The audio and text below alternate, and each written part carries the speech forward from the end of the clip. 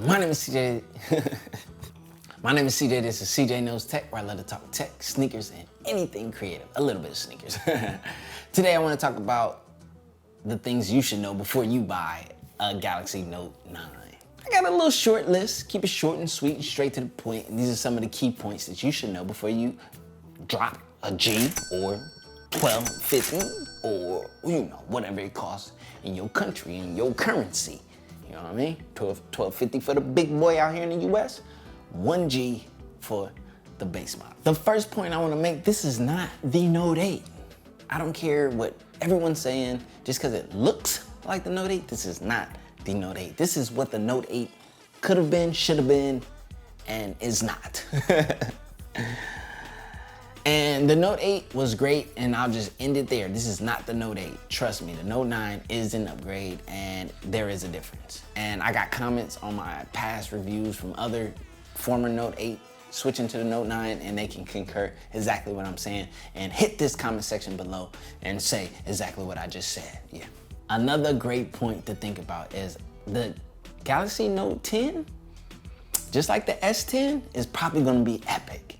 Meaning, like, if you're someone who can't upgrade every single year, hey, it's okay to take a buy year this year, because the Note 10 next year, when you're finally able to make that actual upgrade, you know what I mean, after waiting a couple years and so forth, it's gonna be sweet, and you are probably gonna win in the end.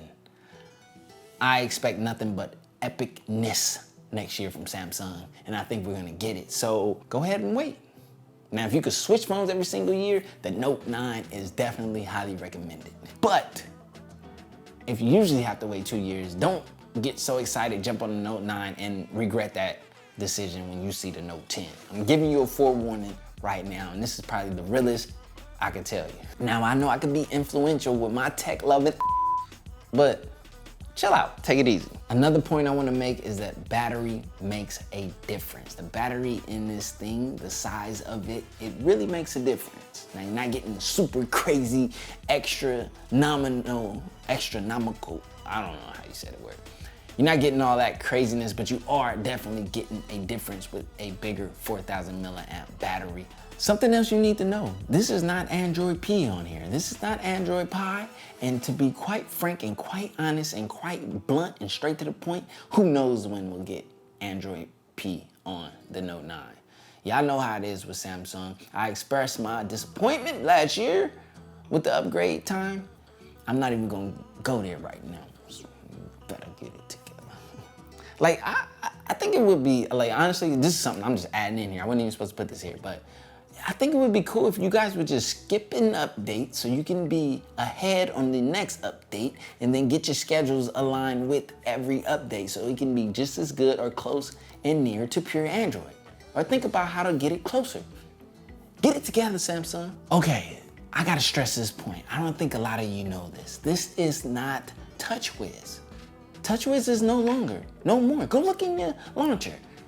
This is now called the Samsung Experience. This is a different launcher from TouchWiz. Obviously, keep it 1,000. It looks and functions like TouchWiz. This is obviously the rebranding of TouchWiz. But this is not the horror story, sluggish, lag yielding TouchWiz. I think Samsung has made an improvement and an effort towards the lag, and I think they've lightened up on the skin in different areas to help it not resemble or have that lag that they're known for. And I've heard it from multiple sources, multiple big YouTubers. If you watch their review on S9, that even at this point now, the lag is not as apparent as it was on TouchWiz. So this is Samsung Experience. Let's get that straight. And it is not TouchWiz. It looks a lot like, come on, you know what it is. But all I'm trying to stress is that this is their rebranding, and I think this is their next implementation that's gonna help with the lag. From what I've heard, and what I will soon find out, is what I think and believe to be a lagless experience, the Samsung Experience. That about wraps up the things that I think you should know before you purchase the Galaxy Note 9. Think about all of the points that I made and make your decision. And my number one advice, follow your gut I know I'm influential. I know. I love my Note 9. And to all the haters, as I usually do, I gotta let you know, shut up. It doesn't matter what you think. And no, I ain't no fanboy and none of that nonsense. Y'all know how it is. I rock with iOS, I rock with Android, preferably Pure, but technically, as you can see, I've been rocking with Samsung devices because, man, how could I turn down that screen? We'll see what the Pixel 3 brings to the table this year and so forth, and I'm talking about things that don't pertain to that. So that's pretty much tell you everything you need to know. Smash that sub button, smash that like button. I'll be back with more videos. Galaxy Note 9, Galaxy Watch, soon to be flagships that are coming out, iPhone and all that, Apple Watch, everything. I got you.